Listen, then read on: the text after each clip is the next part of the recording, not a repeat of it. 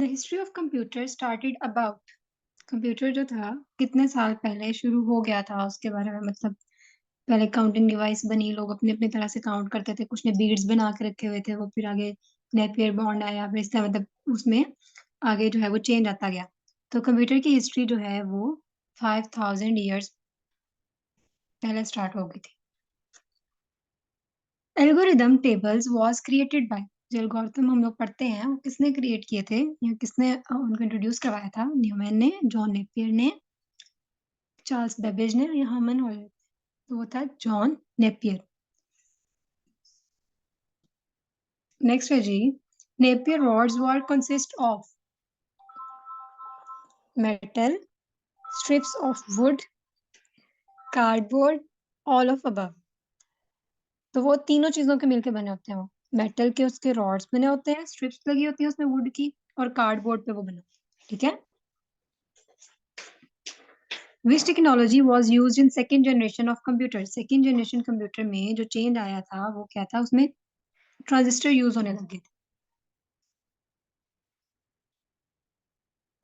पहले में vacuum tube, फिर ट्रांजिस्टर, फिर आगे जाके इंटीग्रेटेड सर्किट्स आए थे और सेमीकंडक्टर्स आए थे। ठीक है।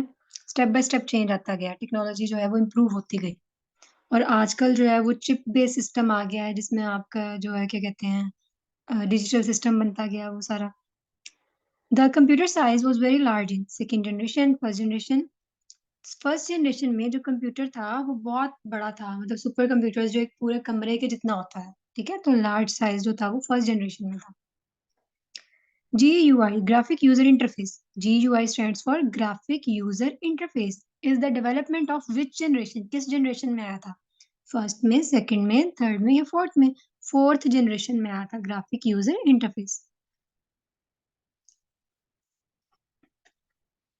Tape speed is measured in feet पर सेकंड। आप कोई भी चीज से अगर आप मेजर करते हैं ना, आप इंचेस टेप, इंच में आप मेजर करते हैं। ठीक है। आप घर में कपड़े सिलाई करने के लिए भी जो आपने रखे तो उसको इंचेस टेप आप कहते हैं, तो आप इंचेस में मेजर करते हैं। तो tape speed is measured in inch पर सेकंड। वो यूज कंप्यूटर्स ड्यू टू, हम कंप्यूटर किस लिए यूज करते हैं? Speed, accuracy, storage data, processing data, all. हम इन तमाम के लिए हम यूज करते हैं। The most important component of a system unit, system unit का सबसे ज्यादा इंपॉर्टेंट जो है, जो बाकी पार्ट्स को भी आपस में कनेक्ट करता है, वो क्या होता है? रोम, रैम, सीपीयू। वो है मदरबोर्ड। मदरबोर्ड के अंदर सीपीयू प्रेजेंट होता है। सेंट्रल प्रोसेसिंग यूनिट जो है वो मदरबोर्ड के अंदर होता है, क्योंकि सिर्फ कंप्यूटर को प्रोसेसिंग के लिए सिर्फ सीपीयू की ही जरूरत नहीं होती, उसके अलावा भी और सर्किट्स होते हैं और चीजें रिक्वायर होती है। नेक्स्ट है जी, motherboard is normally made with. Motherboard किसका बना होता है? कार्बन का, सिलिकॉन का, गोल्ड का या आयरन का? वो बना होता है जी सिलिकॉन का।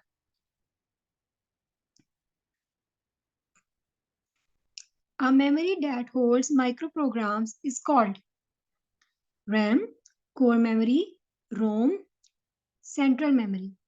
वो होती है आपकी रीड ओनली मेमोरी, रोम, जो आपकी हर चीज को स्टोर करके रखती है, माइक्रो प्रोग्राम छोटे छोटी।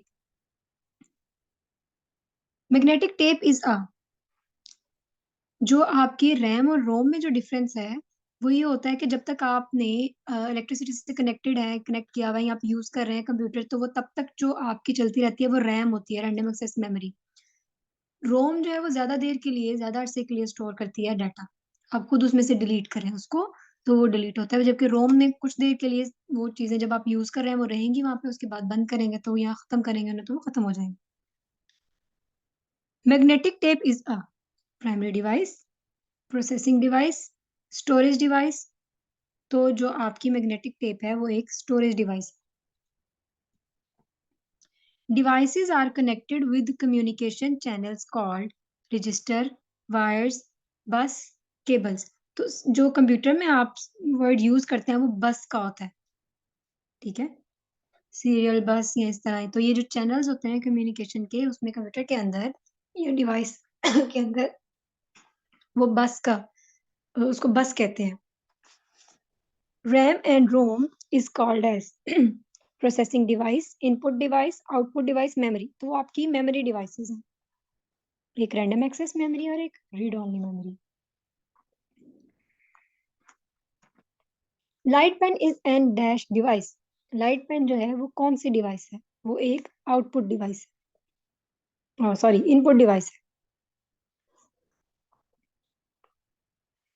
पोर्ट्रेट एंड लैंडस्केप आर, जब आपने किसी भी पेज का या पेपर का प्रिंट देना होता है तो आपने उसकी वो ओरिएंटेशन देखनी होती है कि आपने उसको पोर्ट्रेट में करना है या लैंडस्केप में करना है। तो ये पेज ओरिएंटेशन होती है, ना वो पेपर साइज होता है, ना वो पेपर का प्रिंट होता है, ना वो पेज का व्यू होता है। वो पेज ओरिएंटेशन होती है कि आप किस ओरिएंटेशन में पोर्ट्रेट जो है वो, कि आप उसको किस डायरेक्शन में आप उसको प्रिंट करना चाह रहे हैं। Control plus S is use to save a document. कुछ भी आपने कहीं पे भी कुछ आपने सेव करना है कंप्यूटर में, आप सिर्फ कंट्रोल और एस कमांड प्रेस करते हैं तो वो सेव हो जाती है कोई भी चीज। Control plus B is use to bold. Control और आई प्रेस करें तो इटैलिक्स का होता है आपका। MS Office is an Microsoft Office is an operating system, disk operating system, application software, hardware. जो आपका MS ऑफिस है ये एक एप्लीकेशन सॉफ्टवेयर है, ठीक है। ये एप्लीकेशन है जिसमें आगे फर्दर और बाकी सॉफ्टवेयर हैं, जिसमें वर्ड है, एक्सेल है, पावर पॉइंट है, ठीक है। तो ये application software. Graphics for processors, आपके कंप्यूटर में जो ऑलरेडी कुछ ग्राफिक डिजाइन्स या ग्राफिक्स बनी होती हैं, आर्ट बनी होती है, वो क्या कहलाती है? पेरिफेरल, हाइलाइटेड, क्लिप आर्ट या पैराग्राफ। वो कहलाती है क्लिप आर्ट। मतलब कोई आर्ट ऑलरेडी बनी हुई है, चाहे वर्ड में आप देखें, इंसर्ट के ऑप्शन में आप जाएंगे तो क्लिप आर्ट का ऑप्शन आता है। आप एक्सेल में जाएं तो वहां पे भी आता है। शेप्स बनी होती हैं, स्टार या फ्लावर वगैरह, तो उसको कहते हैं clip art. To start a new paragraph you can use, कोई भी पैराग्राफ नया शुरू करने के लिए आप एंटर प्रेस करते हैं तो वो नेक्स्ट लाइन स्टार्ट हो जाती है। Headers and footers are viewing, जब आप प्रिंट लेआउट देख रहे होते हैं, आप पहले ऑलरेडी जब आप एक डॉक्यूमेंट को प्रिपेयर कर रहे हैं तो आपने हेडर भी सेट कर दिया, फुटर भी सेट कर दिया। कुछ चीजें ऐसी होती हैं, आपने मतलब कह लें डॉक्यूमेंट की हेडिंग ऐड करनी है तो वो हेडर में, फुटर पे आपने डेट ऐड करनी है, कोई भी अपने साइन वगैरह ऐड करना है तो आप फुट में, फुटर वाले एरिया में वो करते हैं। वो आपको उस टाइम पे व्यू नहीं होंगे, जब आप उसको प्रिंट दे रहे होते हैं प्रिंट लेआउट में वो आपको दोनों चीजें शो करेगा कि आपके भाई ऊपर ये प्रिंट होगा नहीं। मतलब जब आप हेडर और फुटर में ये इंफॉर्मेशन आपने एक ही बार एक पेज पे ऐड कर देंगे तो नेक्स्ट आप जितने भी डॉक्यूमेंट्स या जितने भी पेजेस बनाएंगे उन पे वो खुद ब खुद आएगा उन जगहों पे। तो वो आपको प्रिंट लेआउट में मिलता है, जब आप उस डॉक्यूमेंट को प्रिंट करेंगे तो वहां पे वो सामने आएगा। Default font use in word 2007, मतलब वर्ड 2007 जो था उसमें कौन सा फॉन्ट था? तो वो कैलिब्री था। लेकिन जो मोस्ट कॉमनली यूज होने वाला है वो टाइम न्यू रोमन है, जो हम यूज करते हैं हर डॉक्यूमेंट में। अच्छा जो लगता है वो टाइम्स न्यू रोमन है मोस्टली, कहीं पे भी आप चले जाओ। Language can be set by using view tab, review tab, mailing tab, home tab. Language जो है वो रिव्यू टैब के जरिए आप लैंग्वेज रिव्यू करते हैं कि आपको कौन कौन सी ऊपर बनी होती है, जो वर्ड में या एक्सेल में कहीं पे भी आप लैंग्वेज का ऊपर आ रहा होता है कि आप साइड पे प्रेस करके एरो से तो आप वहां से फाइंड कर सकते हैं रिव्यू टैब में। Excel is a spreadsheet software, application software, operating system, both A and B, और राइटिंग सॉफ्टवेयर। जो आपका एक्सेल है वो स्प्रेडशीट सॉफ्टवेयर भी है, ठीक है, और इसके अलावा वो एक एप्लीकेशन सॉफ्टवेयर भी है। तो बोथ ए एंड बी।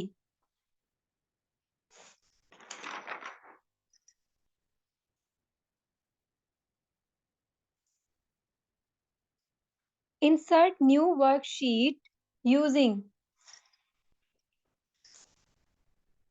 आपने अगर एक्सेल में न्यू वर्कशीट जो है वो इंसर्ट करनी है तो आप क्या प्रेस करेंगे, कौन से आप कमांड यूज करेंगे? तो आप शिफ्ट प्लस F11 यूज करें।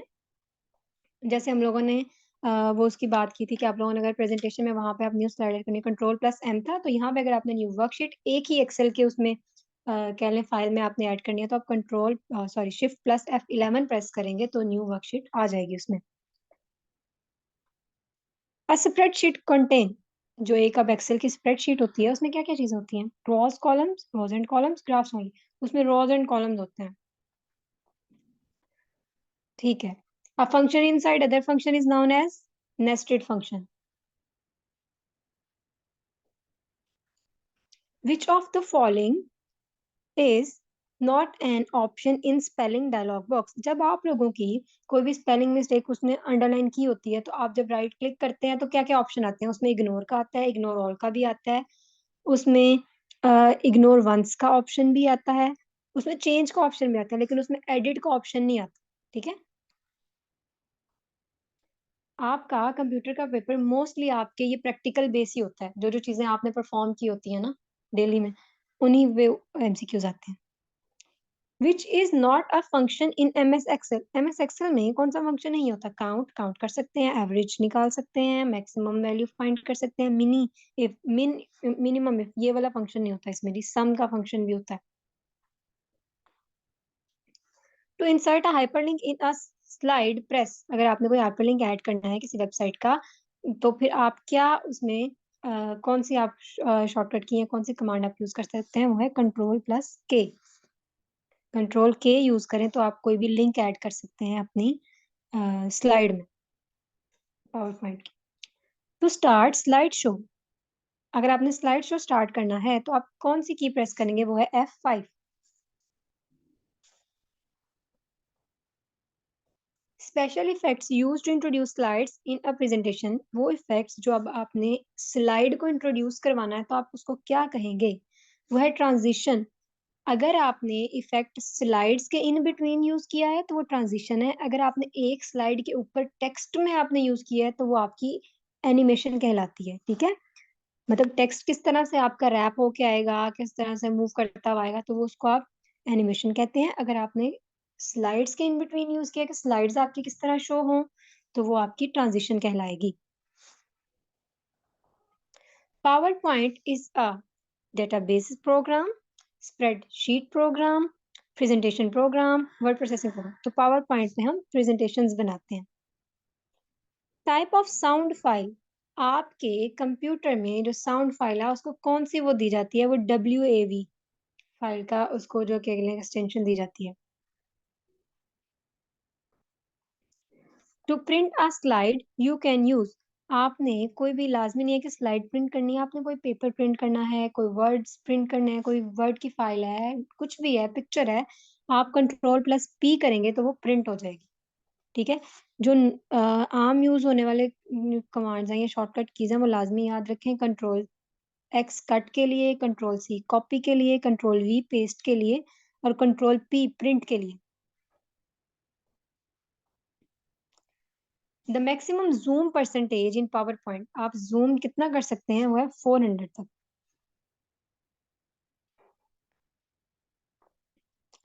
विच of the following is a fixed disk, जो अपनी जगह पे रहती है, तो वो आपकी हार्ड डिस्क होती है, जो इंटरनल रहती है कंप्यूटर की, ठीक है।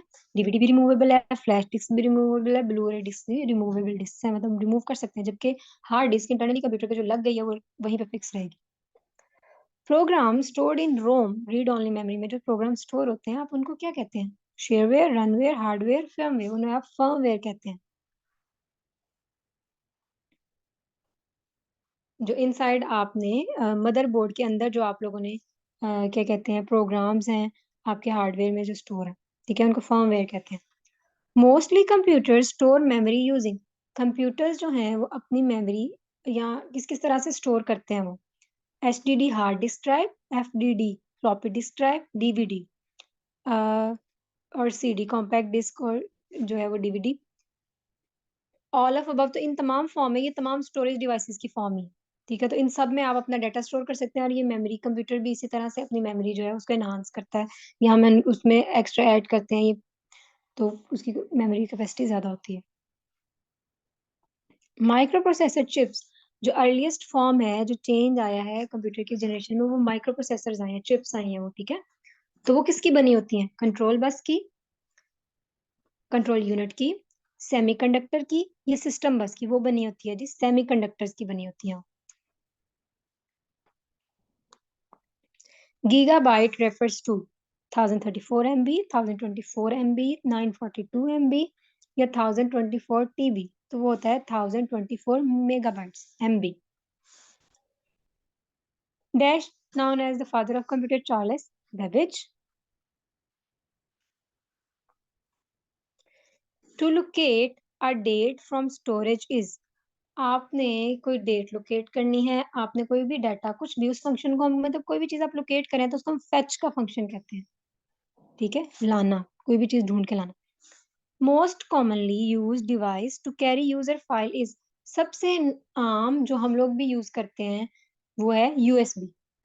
ठीक है, तो मोस्ट कॉमनली यूज होने वाली जो डिवाइस है, स्टोरेज डिवाइस, उसको क्या कहते हैं? यूएसबी।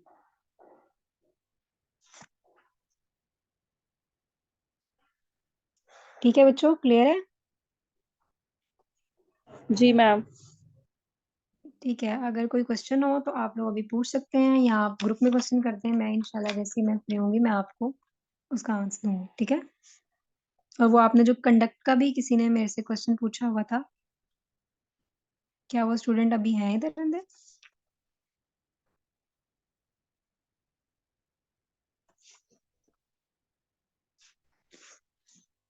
मैम कौन सा क्वेश्चन? वो कंडक्ट का मीनिंग किसी ने मुझसे पूछा हुआ था ना, कि सेल्फ कंडक्ट का मतलब क्या होता है? तो सेल्फ कंडक्ट का मतलब होता है आपका रहना सहना, आपका चाल चलन, आपके तौर तरीके। ठीक है, जी मैम। ठीक है बेटा। अच्छा अच्छा पेपर देना, बेस्ट ऑफ लक आप लोगों के एग्जाम के लिए, और बहुत सारी दुआएं, इंशाल्लाह आप लोग कामयाब हो गए, अच्छे से तैयारी करके देना। आमीन, थैंक यू मैम। ओके बच्चों, अल्लाह हाफिज।